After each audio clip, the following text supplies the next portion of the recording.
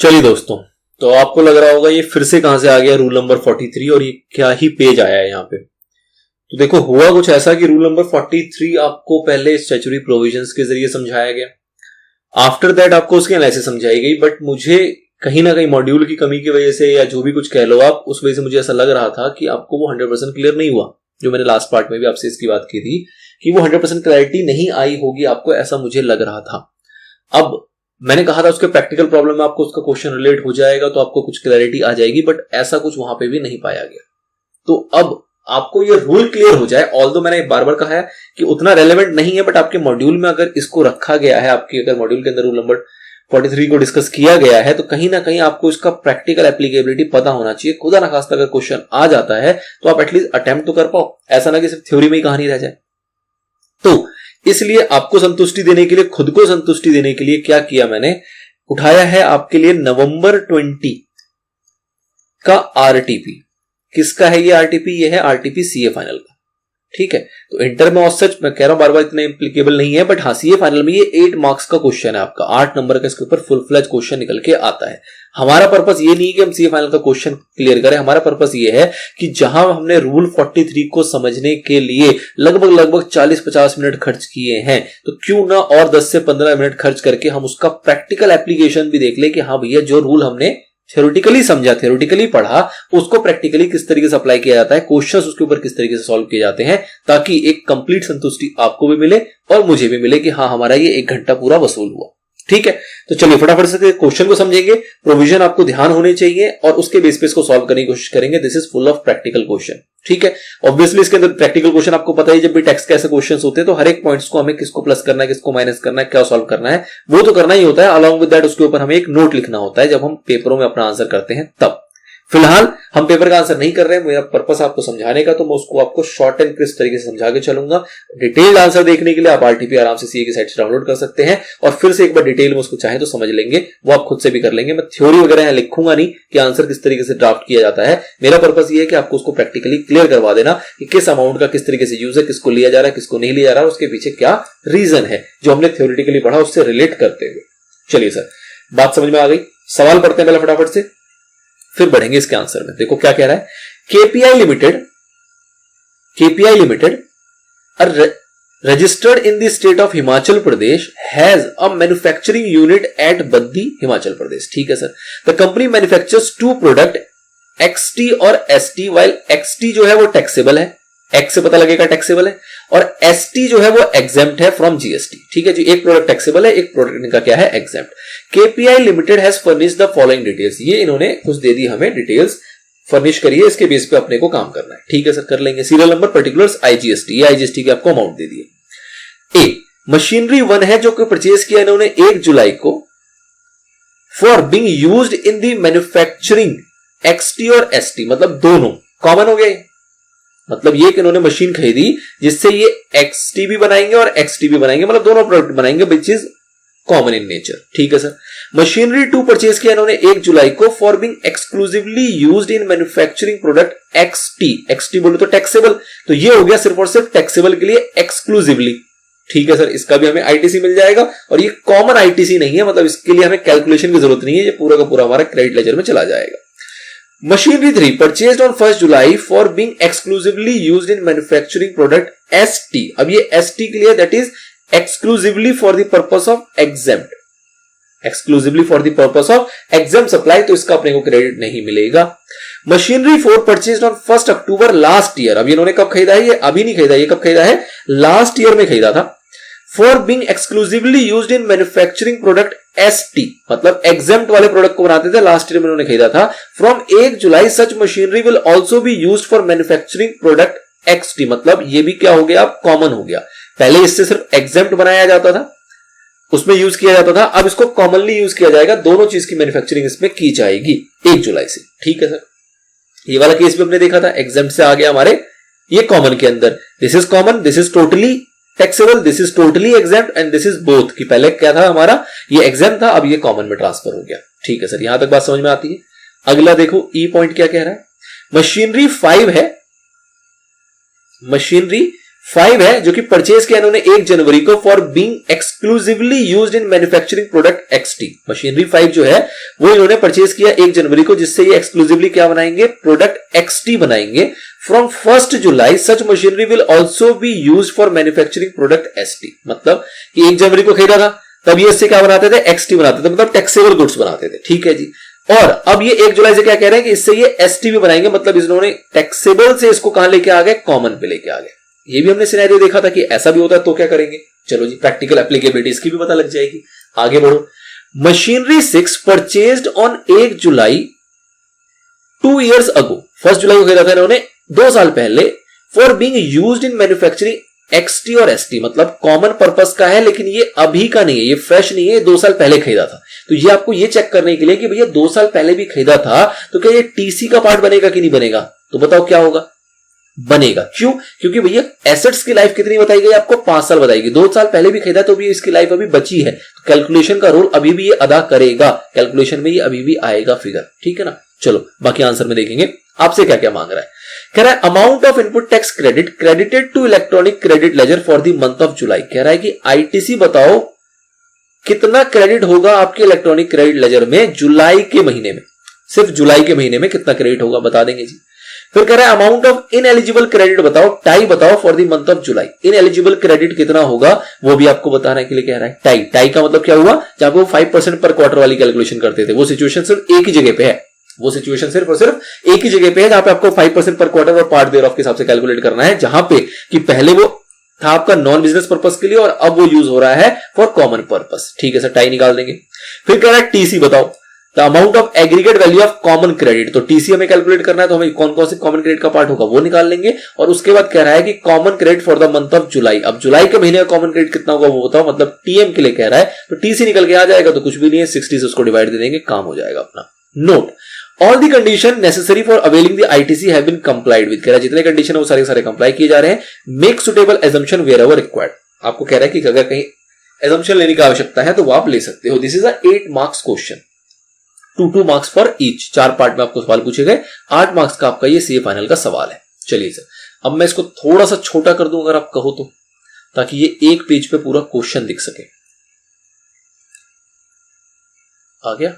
चलिए इतना ही चाहिए, नोट मुझे चाहिए नहीं, ऊपर की लाइन चाहिए नहीं, फिगर्स वगैरह यहां आ रही है, एक पेज पे आपको ये कवर अप हो जाएगा पूरा।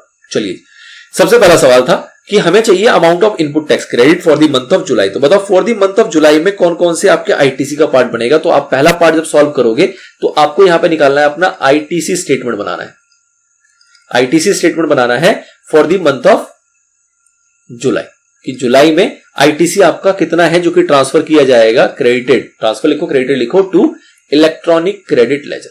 आइए जी, सबसे पहला ए, मशीनरी 1 है, 1 जुलाई को परचेज किया है और ये एक्स और एक्सटी और एसटी दोनों के लिए है, मतलब ये मशीनरी जो खरीदी गई है वो दोनों को यूज करने के लिए खरीदी गई, तो ऑब्वियस सी बात है इलेक्ट्रॉनिक क्रेडिट लेजर का पार्ट बनेगा कि नहीं बनेगा, बिल्कुल बनेगा। 72,000 ये हमने आज इसी मंथ में खरीदी है और दोनों कॉमन पर्पस के लिए है ना, तो कॉमन क्रेडिट का पार्ट बना तो इलेक्ट्रॉनिक क्रेडिट लेजर में भी जाएगा ये। आगे बताओ, या ऐसा समझो कि आपने अगर इस मंथ में परचेज किया है तो ऑब्वियस सी बात है इसका आईटीसी तो मिलेगा ना, इलेक्ट्रॉनिक क्रेडिट लेजर में तो जाएगा। इलेक्ट्रॉनिक क्रेडिट लेजर में कब क्रेडिट नहीं होता, जैसा कि आपने पढ़ा था, तब जब सिर्फ और सिर्फ वो नॉन बिजनेस पर्पस के लिए होता या एक्सक्लूसिवली फॉर एग्जाम सप्लाई के लिए होता, तब आपका इलेक्ट्रॉनिक क्रेडिट लेजर में वो ट्रांसफर नहीं होगा। अदर देन दैट, अगर वो एक्सक्लूसिवली टैक्सेबल पर्पस के लिए तो भी आपका इलेक्ट्रॉनिक क्रेडिट लेजर में जाएगा, और अगर कॉमन पर्पस के लिए तो भी आपका वो इलेक्ट्रॉनिक क्रेडिट लेजर में जाएगा, अगर इस मंथ में खरीदा है तो। इस मंथ में खरीदा है तो, जिस मंथ का हम काम कर रहे हैं जुलाई का। आगे बढ़ो, मशीनरी 2 परचेज किया गया 1 जुलाई को, एक्सक्लूसिवली है ये एक्सटी के लिए, एक्सटी बोले तो हमारा टैक्सेबल सप्लाई के लिए था, तो 36,000 रुपए ये भी आपका इसमें जाएगा। सी पे आओ, मशीनरी था 3 जो कि 1 जुलाई को खरीदा, लेकिन ये सिर्फ और सिर्फ किसके लिए है, एग्जेम्प्ट के लिए, एक्सक्लूसिवली किसके लिए था, एग्जेम्प्ट के लिए था, तो ऑब्वियस सी बात है ये आपका इसके अंदर नहीं जाएगा, क्रेडिट नहीं होगा इलेक्ट्रॉनिक क्रेडिट लेजर के अंदर। मशीनरी 4 है जो कि 1 अक्टूबर को खरीदा था हमने, लास्ट ईयर खरीदा था हमने कितने का, 1 अक्टूबर का, और ये पहले यूज हो रहा था एसटी के लिए, मतलब एग्जेम्प्ट के लिए, और अब इससे हम बना रहे हैं क्या, कॉमन। अब इससे क्या मैन्युफैक्चर कर रहे हैं, कॉमन मैन्युफैक्चर कर रहे हैं। तो पहले जब ये एग्जेम्प्ट रहा होगा तो बताओ क्या ये इलेक्ट्रॉनिक क्रेडिट लेजर में गया होगा 1 अक्टूबर को, क्या ये इलेक्ट्रॉनिक क्रेडिट लेजर में गया होगा, अक्टूबर मंथ में गया होगा, बिल्कुल भी नहीं, क्योंकि पहले तो एग्जाम पर्पस के लिए था, वो आपको क्रेडिट होता नहीं है ईसीएल में। लेकिन जब अब ये कॉमन पर्पस के लिए हो गया तो क्या ये कॉमन क्रेडिट का पार्ट बनेगा? बिल्कुल बनेगा। और जब ये जिस पीरियड बोले तो 1 जुलाई में जब ये कॉमन क्रेडिट का पार्ट बनेगा, जब इससे दोनों चीजें मैन्युफैक्चर की जाएगी, तो क्या ये इलेक्ट्रॉनिक क्रेडिट लेजर में जाएगा कि नहीं जाएगा? तो बिल्कुल जाएगा। तो ये डी जो है आपका 1,40,000 ये आपका इसमें चला जाएगा, क्योंकि ये 1 जुलाई से कॉमन हुआ है तो 1 जुलाई पे इसका क्रेडिट हमें मिलेगा। वो अलग बात है कि इसका जितना इनएलिजिबल पार्ट था वो हम अलग से कैलकुलेट करेंगे और उसको हम रिवर्स कर देंगे, मतलब आउटपुट टैक्स लायबिलिटी का पार्ट बनाएंगे, लेकिन ईसीएल में क्रेडिट होगा ही। ठीक है सर, ये रूल था हमारा। मशीनरी 5 है, 1 जनवरी को खरीदा था for being exclusively used for manufacturing product XT, मतलब 1 जनवरी को हमने खरीदा था मशीनरी 5, सिर्फ ऐसे टैक्सेबल जो गुड्स थे वो मैन्युफैक्चर किए जाते थे। ठीक है sir. From 1 July such machineries will also be used for manufacturing product ST. कह रहा है कि अब इससे हम एग्जेम्प्ट भी बनाएंगे, मतलब ये कॉमन पर्पस के लिए हो गया। पहले ये टैक्सेबल के लिए था और अब हो गया ये कॉमन के लिए। तो अब ये चीज बताओ, जैसे कि यहां पे देखा हमने, जब ये पहले एग्जेम्प्ट के लिए था तो हमने इसका क्रेडिट नहीं लिया था, इसलिए जैसे ही ये कॉमन में आया तो हमने इसका क्रेडिट ले लिया। लेकिन जब ये पहले एक्सक्लूसिवली फॉर टैक्सेबल पर्पस था तो क्या हमने उस टाइम पे इसका क्रेडिट लिया होगा? उस टाइम पे क्या मतलब कि 1 जनवरी को जब हमने इसको परचेज किया था तो क्या उस मंथ में हमने इसका क्रेडिट लिया होगा? नहीं लिया होगा, बिल्कुल लिया होगा। तो जब हम इसका क्रेडिट पहले ले चुके थे तो क्या दोबारा क्रेडिट इसका ले सकते हैं? बिल्कुल भी नहीं ले सकते। अब हमने कॉमन पर्पस में लिया, उससे मतलब नहीं, क्रेडिट हम इसका ऑलरेडी ले चुके हैं। अब आप ये कहोगे कि सर जब हम कॉमन क्रेडिट निकालेंगे तभी जुड़ेगा कि नहीं जुड़ेगा? तब जुड़ेगा। क्यों? क्योंकि पहले ये एक्सक्लूसिव था तो कॉमन क्रेडिट में ये नहीं जुड़ा होगा उस टाइम पे, लेकिन अब जब ये कॉमन हो गया तो कॉमन क्रेडिट में ये जुड़ेगा। ठीक है, तो दोनों को अलग समझना है। इलेक्ट्रॉनिक क्रेडिट लेजर का सिंपल फंडा है कि भैया ये रूल के हिसाब से आना चाहिए, नहीं आना चाहिए। पहले आ गया होगा तो अब दोबारा आने का मतलब नहीं है। पहले नहीं आया होगा इस सिनेरियो में, तो दोबारा अगर इसको कॉमन क्रेडिट में कन्वर्ट किया जाएगा तो ये इसका पार्ट बनेगा। ठीक है, तो एज सिंपल एज दैट। ई हो गया। एफ पे आ जाओ। मशीनरी 6 परचेज किया 1 जुलाई को 2 years ago for being used in manufacturing of ST और एसटी। ये कह रहा है कि 2 साल पहले 1 जुलाई को हमने परचेज किया था और कॉमन पर्पज से ही किया था। तो जब पहले परचेज जब 2 साल पहले किया होगा और कॉमन पर्पज से किया होगा तो क्या ये ईसीएल में आ गया होगा कि नहीं आ गया होगा? बिल्कुल आ गया होगा, 1,08,000 रुपए। तो जब पहले आ गया तो दोबारा आने की जरूरत है क्या? नहीं। तो सिर्फ 3 अमाउंट आएंगे, 72,000, 36,000 और 144। टोटल आपका हो जाएगा कितना अमाउंट? 2,52,000। तो दिस इज द फिगर जो आपका कहां का पार्ट बनेगा? ये पार्ट बनेगा आपका ITC credited to electronic credit ledger for the month of July. This is the part 1 जो हमने खत्म कर लिया। ठीक है सर। अब आते हैं पार्ट 2 के ऊपर, टाई। तो टाई देखो किस सिचुएशन का टाई है आपका? इस वाले सिचुएशन का जहां पे पहले एग्जाम था वो कॉमन क्रेडिट का पार्ट बना, तो टाई इसका पार्ट है। अब टाई कैसे कैलकुलेट किया जाता था तो आपको पता होना चाहिए। तो देखो पहले कह रहा है मशीनरी फॉर परचेज किया 1 अक्टूबर को लास्ट ईयर में। तो लास्ट ईयर में जब 1 अक्टूबर को परचेज किया तो फ्रेम बनाओ इसका। फ्रेम कैसे बनेगा कि 1 अक्टूबर को हमने लास्ट ईयर परचेज किया था, मैं इसको लास्ट ईयर को कुछ एज्यूम कर लूं क्या? अगर आप कहो तो 2021 ले लेते हैं। चलो जी। और लास्ट ईयर मतलब इस साल का जुलाई जो होगा वो कब होगा? अभी तुम जुलाई मंथ की बात कर रहे हैं ना, जुलाई मंथ की ट्रांजैक्शन दे रखी है आपको सारी, और कह रहा है 1 जुलाई से इस मशीनरी को हमने कॉमन पर्पस के लिए यूज कर लिया, तो ये 2022 हो सकता है इस हिसाब से। अगर मैंने इसको 21 माना है तो 22 का लास्ट ईयर 21 हो गया। ठीक है सर। तो बताओ कितने पीरियड तक ये नॉन बिजनेस पर्पस के लिए यूज हुआ था, या फिर कह लो कि एग्जाम सप्लाई के लिए यूज हुआ था? कितने महीने हैं यहाँ पे? तो अक्टूबर, नवंबर, दिसंबर 3 महीने यहां हो गए और अगले में 6 महीने यहां हो गए, तो कुल मिला के 9 मंथ्स ये नॉन बिजनेस पर्पस या एग्जाम सप्लाई के लिए इसको यूज किया गया था, और उसके बाद ये कॉमन क्रेडिट का पार्ट बन गया है। तो इस हिसाब से अगर इनएलिजिबल निकालोगे तो आप क्या बोलोगे कि कितना फिगर था आईटीसी का? तो आईटीसी का फिगर है आपका 1,44,000 इनटू में 5% पर क्वार्टर, और कितने क्वार्टर हो गए 9 मंथ में? 3 क्वार्टर। तो 1,44,000 का आपको 5% निकालना है और मल्टीप्लाई बाय 3 क्वार्टर्स। तो इस तरीके से आप इसको कैलकुलेट करोगे तो ये हो गया 7,200 और उसको 3 से मल्टीप्लाई कर देंगे तो हो जाएगा हमारा 21,600। This is what? This is type, this is ineligible credit. तो आई होप आपको ये भी क्लियर हो गया। सेकंड पार्ट नॉर्मल सी बात थी। अब आते हैं amount of aggregate value of common credit, TC कैसे निकाला जाएगा? तो मैं इनको हटा दूं, हटा देते हैं। अब हम निकाल रहे हैं टीसी। तो टीसी में देखो क्या क्या चीजें आएंगी। सबसे पहले क्या कह रहा है? टीसी बताओ। ये 1 जुलाई को खरीदा, तो ये पहले तो खरीदा हुआ नहीं था ना, आज ही खरीदा गया है। और आज खरीदा गया और किस पर्पस के लिए खरीदा गया? दोनों को यूज के लिए, दोनों यूज के लिए, मतलब कॉमन क्रेडिट का पार्ट है। तो क्या टीसी में आएगा कि नहीं आएगा? बिल्कुल आएगा। आपको ये चीज क्लियर रखनी है। इलेक्ट्रॉनिक क्रेडिट लेजर में आ गया तो ऐसा नहीं कि टीसी में नहीं आएगा, टीसी में आएगा तो ऐसा नहीं कि वहां नहीं आएगा। दोनों अलग चीजें। इलेक्ट्रॉनिक क्रेडिट लेजर में आपको अलग माइंडसेट से देखना है कि ये वो क्रेडिट जो हमने अगर पहले ले लिया तो अब नहीं लेंगे, पहले नहीं लिया तो अब ले लेंगे, या पुराना होगा तो ले ही नहीं सकते क्योंकि जब का होगा तब हम ले चुके होंगे। TC is different. टीसी में देखना है पुराना हो नया हो, मुद्दा यह है कि क्या वो कॉमन क्रेडिट का पार्ट है और क्या उसके 5 साल अभी बचे हुए हैं, अगर है तो वो कॉमन क्रेडिट के अंदर आएगा। तो ये 1 जुलाई को खरीदा तो अभी तो ये 5 साल तक ये 72,000 रुपए कॉमन क्रेडिट के अंदर जुड़ता चलेगा 5 साल तक। बी, मशीनरी भी था जो कि सिर्फ और सिर्फ टैक्सेबल पर्पस के लिए था, तो क्या ये आएगा? 36,000 बिल्कुल नहीं आएगा, this is exclusively for taxable purpose. अच्छा जी, machinery C which is exclusively for exam purpose, तो एग्जाम पर्पस के लिए तो क्या ये आएगा? ये भी नहीं आएगा, ये भी कॉमन नहीं है। डी पे आ जाओ, ये वो था जो कि पहले आपका सिर्फ और सिर्फ था एग्जाम पर्पस के लिए, अब हो गया ये कॉमन पर्पस के लिए। तो जैसे अब ये कॉमन पर्पस के लिए हुआ तो क्या टीसी का पार्ट बनेगा कि नहीं बनेगा? बिल्कुल बनेगा, अब तो कॉमन क्रेडिट है ये।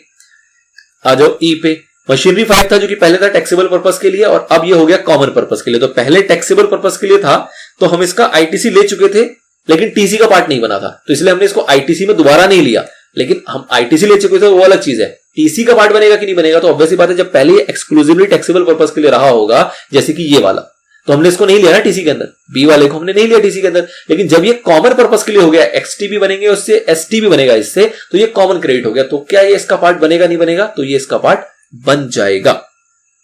ठीक है सर। और मशीनरी 6 है,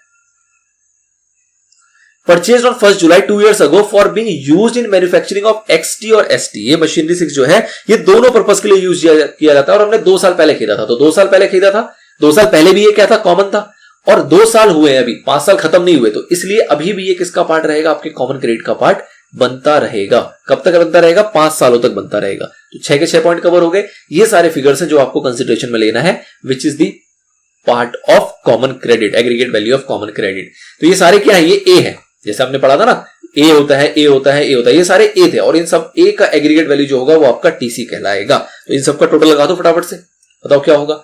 72, 1, 44, 18, 72 एक तरफ हो जाएगा, 1, 44, 1, 8 एक तरफ कर दो, तो ये बन जाएगा आपका 3,42,000। This is what TC, simple, कोई मारामारी नहीं। अब कह रहा है common credit for the month of जुलाई बता दो जी। तो common credit for the month of जुलाई कितना होगा? ये तो बताओ, कोई बता देगा? इसमें भी कोई बात है क्या? बताओ, 3,42,000 का common credit for the month of जुलाई कितना निकल के आएगा? तो हमें निकालना है TM. TM is what? TC divide by 60। तो टीसी इज 3,42,000, इसको डिवाइड कर दोगे इससे 60 से, तो 3,42,000 आपके 60 से डिवाइड होंगे तो कितना निकल के आएगा? 5,700। This is what TM, common credit for the month of July. जुलाई का कॉमन क्रेडिट कितना है आपका? 5,700 रुपए। ठीक है जी, दिस इज ऑल अबाउट, इतना ही था। आपको यहाँ पे टीई नहीं पूछा गया। टीई अगर पूछा जाएगा तो बताओ क्या होगा?